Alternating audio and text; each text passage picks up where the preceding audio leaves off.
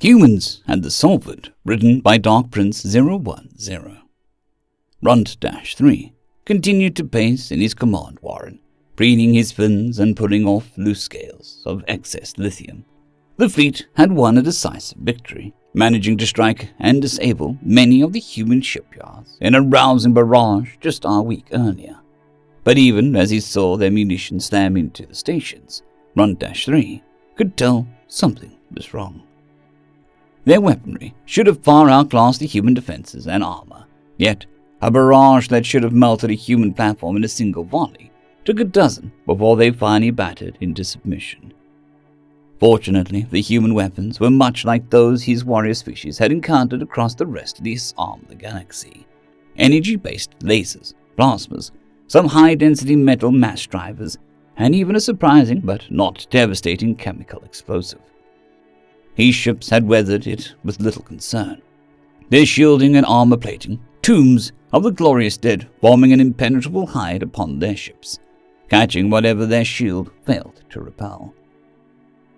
But when Runt-3 had begun to hear rumors, word spread that the humans were planning a counterattack. Worse still were the whispers that the humans were certifiably insane, willing to plumb terrifying depths of desperation to improve their weapons. The transmissions from the Vanguard fleet had been brief, but warned that human weapons were different this time, effective to a terrifying degree beyond anything that the fleet had encountered when defending their own shipyards. The commander of that vessel had been killed. May his bones rest peacefully, destroyed along with his ship before he could give further details. Runt-3 kept tight control over the message, lest it cause panic among the crew and staff of his command ship.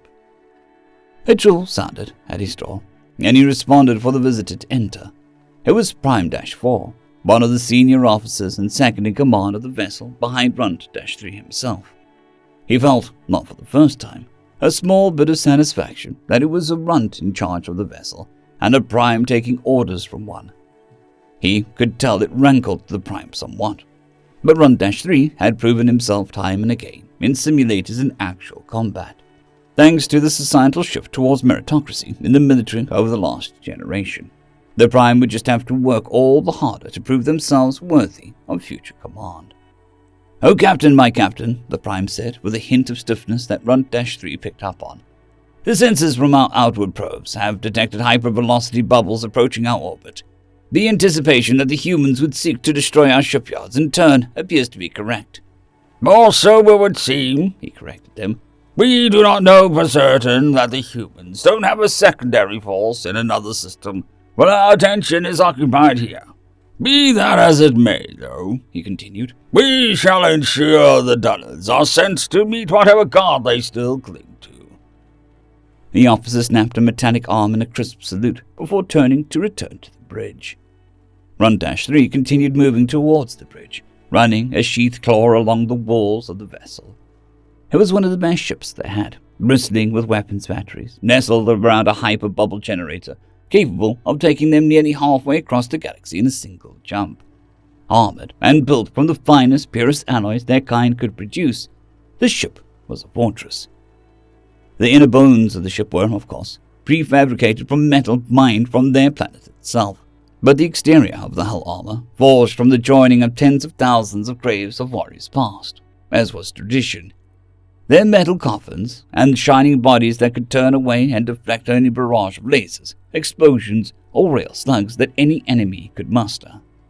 The first human ships were just exiting their hyperspace bubbles as Runt-3 reached the bridge. One of the external camera arrays zoomed in, enlarging the images. It was clear that the human ships had been retrofitted, and rather hastily. Many of the weapons appeared to be almost haphazardly welded and bolted on. But what concerned Runt-3 wasn't the weapons themselves, but what they contained. All of the ships bulged with countless thousands of metal bubbles. Tanks, if he was any judge. His sensor engineers were already working to penetrate the human's armor with long-range scans. But even from this distance, Runt-3 could see the telltale crisscross pattern across each of the tanks, something to his eye that looked like heating conduits. He ran through the possibilities of what the tanks could contain that would be deemed useful enough as a weapon. Several ideas came to mind, though he discarded many of them due to the fact that the humans evidently wanted to keep the tanks above their ambient freezing background temperature of space. "I suppose we'll get a better idea when they decide to use it," he muttered. The engineers reported that the first of the weapons was charging up.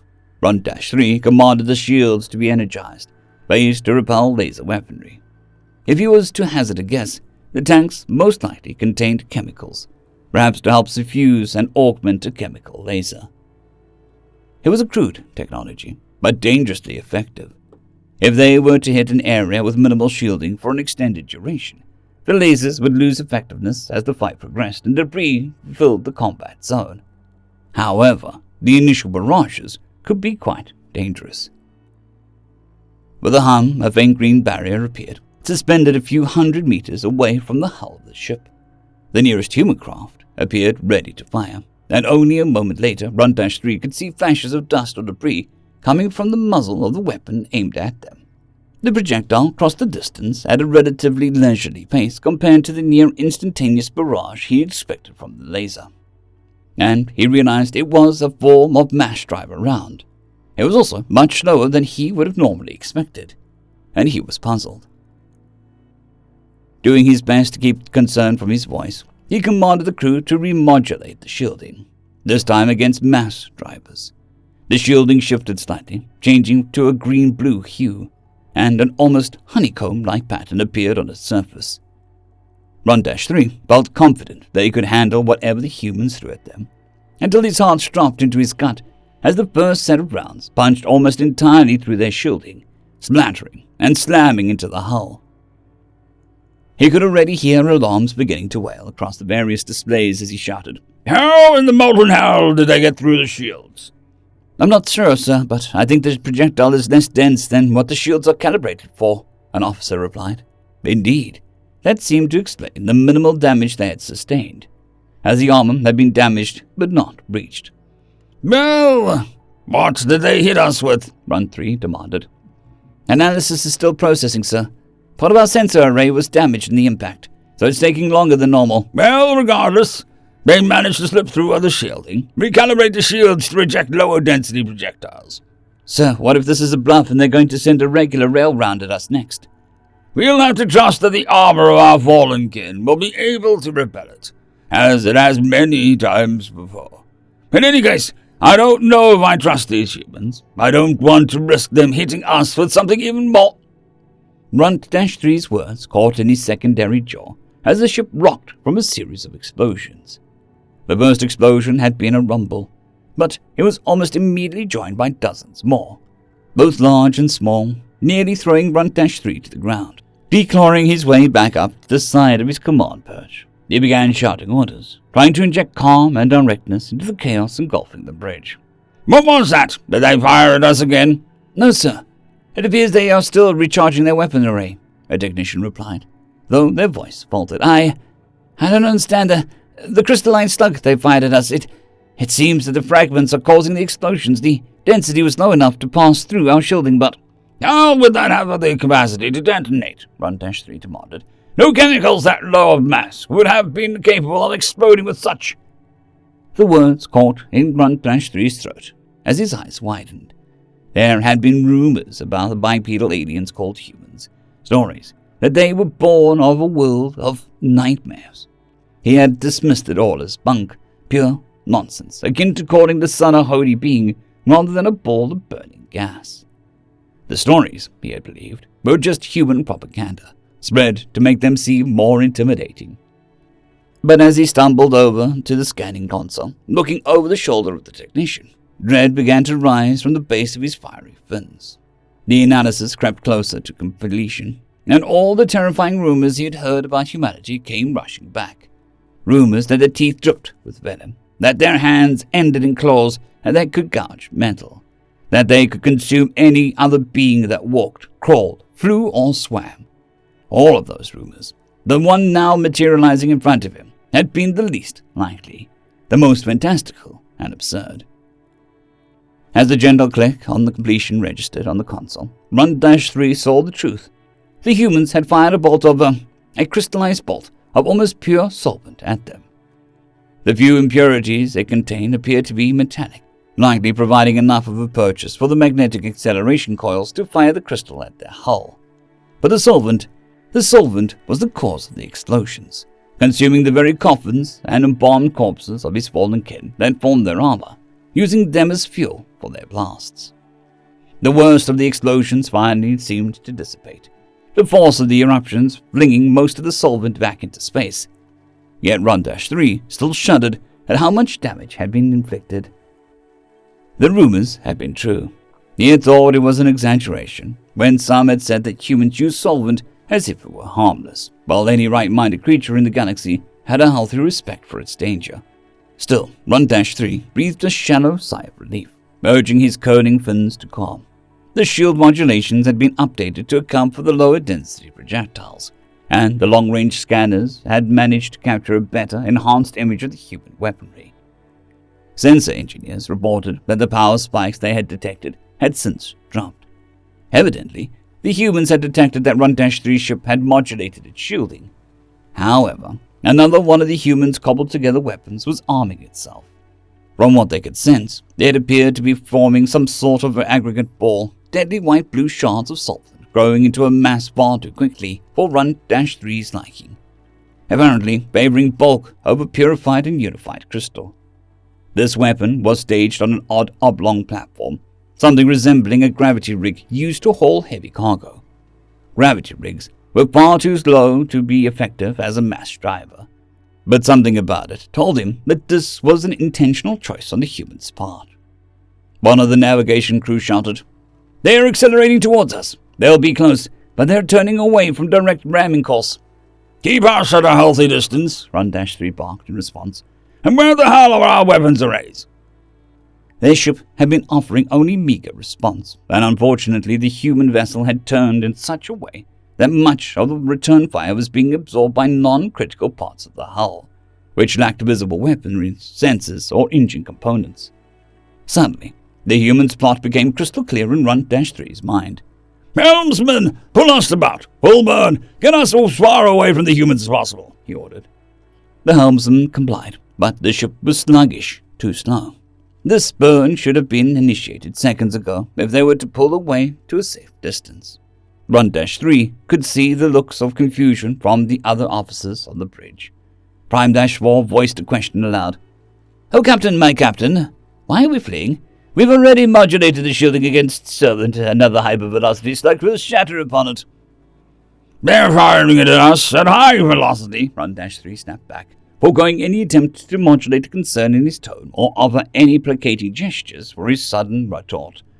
"They mean to hit us with that ball and ensure that it sticks onto the shields." Prime-4 still looked confused, and Run-3 could only groan in frustration as the human weapon activated. The globe of solvent aggregate was lobbed slowly at them, though faster than a fighter craft could travel. But they were close enough now that it had found its mark, splattering against the shield. The hexagonal grid flickered and howled, and Run-3 heard a chirp of relief from Prime-4. But he gritted his own jaws, knowing what was about to happen. The shields were well adapted to deflect and defend against high-energy weapons, but this was different. 10 times the mass, covering an area order of magnitude wider. The solvent spread across the shield, and everywhere the crystalline aggregate stuck to, the shield's energy was diverted. Unwillingly, the shield began to melt and then vaporize the solvent into clouds of rapidly diffusing gas. Presumably, the gas would refreeze into microcrystals, but the damage had already been done. The draw on the shields caused them to flicker and crackle. Power wardens began shouting warnings about the energy draw their sensors were registering. Run-3 carefully considered his options. If the humans fired again, the solvent aggregate was likely to burst through the shields entirely, causing heinous damage to the ship and to the fallen warriors who protected it. He had heard that the humans were not a sadistic race, at least not compared to the others his people had encountered. He hoped the humans on the frontier possessed some shred of honor. "Drop the shields," he commanded. "Are you sure?" Prime-4 asked, not even bothering with an honorific. "If they fire on us with the shields down, we'll be destroyed." If they fire again with the shields up, but so poorly maintained, we'll still be destroyed. At least this way, we might have a fighting chance. Prime-4 made a motion of deference. Still, Run-3 felt his entire body tighten with tension as he sat on his pedestal, waiting for the humans to make their move. Rather than volley a lethal weapon fire, however, they saw the flicker and shine of a dozen or so small craft exiting the human carrier. He sensed relief radiating throughout the bridge crew, but there was little time to celebrate. Opening a ship-wide audio channel, he intoned, "Prepare to repel all warriors! Prepare to repel boarders!" Run-3 leaned back, reciting battle mantras in his head as he carefully checked his talons and the rigid serrations on his fins, ensuring that they were sharp enough to represent himself well in the coming fight. Now, there was nothing to do but wait. Finally, the ship rumbled again, this time from the impact of boarding craft smashing into their hull. Run-3 monitored what he could from his command center, though the earlier barrages had severely hampered their onboard sensors and camera arrays. Static, smoke, fire, and the hissing remnants of solvent clung to the ship, further impairing their systems. But finally, Run-3 saw them, the humans advancing in their ship. Small air tanks were strapped to their sides, and he vaguely recalled that the human's atmosphere required a minimum amount of oxygen, similar to how his own species required a minimum amount of argon to survive. He was taken aback by the armaments the enemies carried, though. Ever since their first known strikes against humans had been planned, he had immersed himself in studying human warfare and weaponry.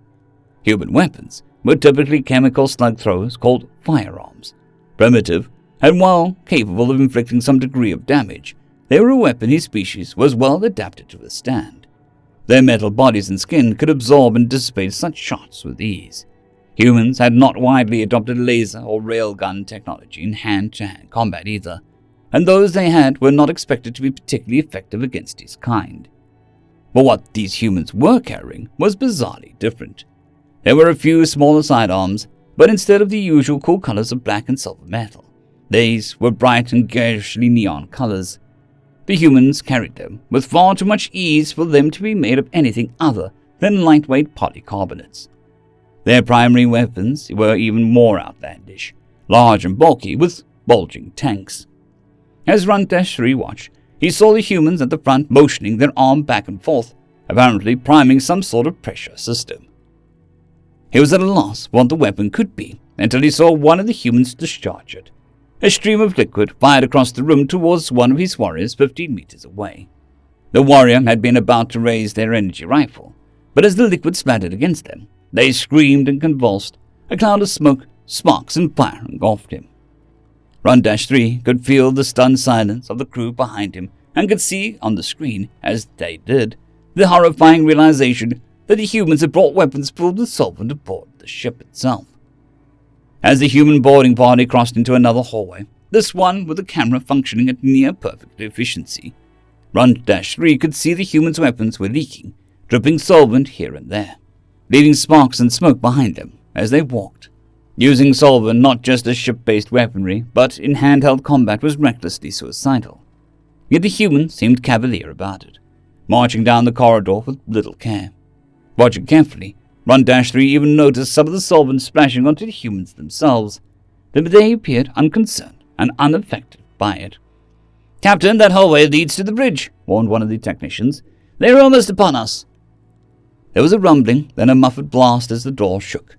Watching through the screen, though the camera was already heavily damaged, Run-3 could make out one of the humans hefting a small bulbous pouch or ball with practiced ease. The human then threw it directly at the door, and it splattered against it. A moment later, the door shook again with another explosion, evidently yet another weapon filled with deadly solvent. After the third blast buckled the doors inward, the first human charged in. Prime-4 let loose a battle wail and lunged forward. To Run-3's surprise, Prime-4 successfully disarmed the human, cutting the support straps they used to carry their solvent weapon and battering it to the side without breaching its ammunition tanks. A few drops of liquid splattered here and there, sparking and steaming against Prime-4's armored shell, but they managed to render the human defenseless in a moment. Before Run-3 could shout a command to hold, Prime-4 lunged again, claws extended, raking a gash from the shoulder to waist along the human's chest. The razor claws did their job well, straightening the fabric uniform and the skin beneath. But then the human spilled some kind of crimson liquid from the injury, liquid that splattered against Prime-4. Staggering back in confusion, Prime-4 ignited, flames, smoke, and sparks engulfing them in a wail of frustrated agony. At this, Run-3's mind was made up. He made the sign of submission and barked a command for the rest of the crew to surrender. King the shipwide voiced command to ensure that his will was heard and obeyed. The humans who followed the first were cautious, some rushing over to tend to their injured comrade. But they appeared to hold their sense of honor, and while they still held their weapons cautiously, they began to take the bridge crew prisoner. It was a disastrous defeat, but he didn't much care. Run-3 knew then that there was no hope for victory in such a desperate straits, not against creatures who had solvent pumping through their very veins. End of story. I'd greatly like to thank our Tier 5 channel members, Casper Arnholt, John Creighton, Manatharia, 050, Dragzoon WRE, and Elijah Silvercross. Thank you very much.